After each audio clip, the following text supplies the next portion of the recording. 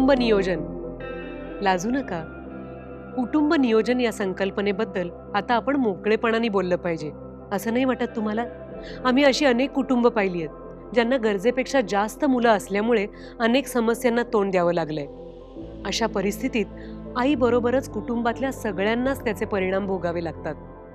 त्यामुळे आज आपण कुटुंब नियोजनाबद्दल बोलूया. स्वतःची मुलं आणि कुटुंब असणं ही खरं तर भाग्याची गोष्ट आहे, पण ती तितकीच मोठी जबाबदारी आहे हे सुद्धा लक्षात ठेवलं पाहिजे. मुलांच्या प्राथमिक गरजा, त्यांचं शिक्षण, आरोग्य या सगळ्यांमुळे जो आर्थिक ताण येतो, तितकाच शारीरिक आणि मानसिक ताण सुद्धा सतावतो. पण एक स्त्री म्हणून कधी आणि किती मुलं हवी आहेत हे ठरवण्याचा अधिकार तुम्हाला आहे. आपल्या जोडीदाराशी या बाबतीत संवाद साधा आणि मग निर्णय घ्या. आणि तशी डॉक्टरांना कल्पना द्या. त्यानुसार तुम्ही काही तात्पुरते गर्भनिरोधक म्हणजे कॉन्डोम, गर्भनिरोधक गोळ्या, इंजेक्शन्स याचा वापर करू शकता. जर कायमस्वरूपी थांबायचं असेल तर नसबंदी किंवा ट्यूबल लिगेशन या पर्यायांचा वापर तुम्ही करू शकता. कुटुंब नियोजन म्हणजे फक्त गर्भधारणा थांबवणं नाही, तर आपल्या कुटुंबासाठी आनंदी आणि आरोग्यदायी भवितव्य तयार करणं आहे. या नियोजनात घेतलेल्या निर्णयांमुळे आपल्या मुलांच्या आवश्यक गरजा आपण पुरवू शकतो, मुलांना वेळ देऊ शकतो आणि त्याचबरोबर स्वतःलाही वेळ देऊ शकतो. आणि सगळ्यात महत्त्वाचं, गर्भनिरोधक वापरल्यामुळे किंवा कुटुंब नियोजन केल्यामुळे आपण कुठल्याही धर्म किंवा संस्कृतीच्या विरुद्ध जात नाही आहोत, अनैतिक करत नाही आहोत हे लक्षात घ्या. प्रत्येक धर्म आणि संस्कृती आपल्याच उज्ज्वल आरोग्याला पाठिंबा देण्यासाठी बनवलेली असते. तुम्हाला हवं तसं कुटुंब बांधण्याची ताकद तुमच्यात आहे. भारत सरकारच्या सल्ल्यानुसार 2 मुलांमध्ये किमान 3 वर्षाचं अंतर असावं. शिवाय 2 पेक्षा जास्त मुलांचा विचार करू नये अशी सुद्धा सरकारची विनंती आहे. कुटुंब नियोजन करताना वाढत्या लोकसंख्येचा दुष्परिणाम लक्षात ठेवा.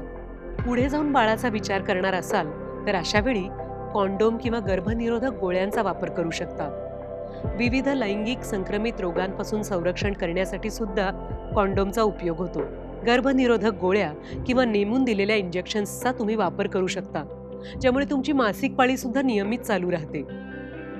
गर्भधारणा ज्यांना खूप काळ लांबवायची आहे त्यांच्यासाठी कॉपर टी किंवा PPIUCD सारखी गर्भनिरोधक उपकरणं उपलब्ध आहेत. इंग्रजी लिपीमधल्या टी आकाराचं हे उपकरण डॉक्टरांकडून तुमच्या गर्भाशयात ठेवलं जातं.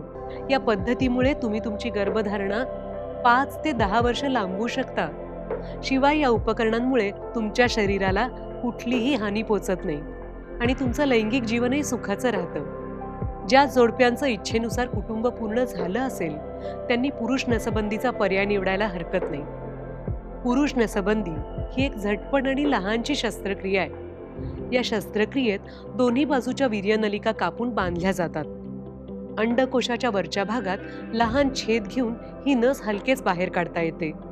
या अत्यंत सोप्या आणि निर्धोक शस्त्रक्रियेचा कायमचा गर्भनिरोधक म्हणून नक्की तुम्ही विचार करू शकता.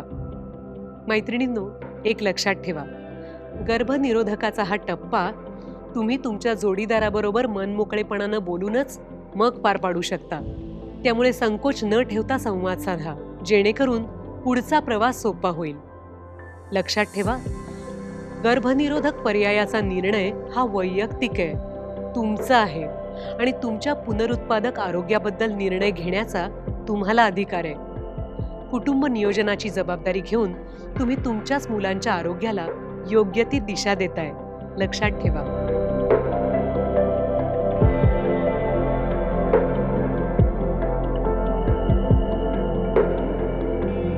हा व्हिडिओ जास्तीत जास्त लोकांपर्यंत शेअर करा आणि आरोग्याच्या अशाच माहितीसाठी हेल्थ गुरु आय केअरला सबस्क्राईब करा.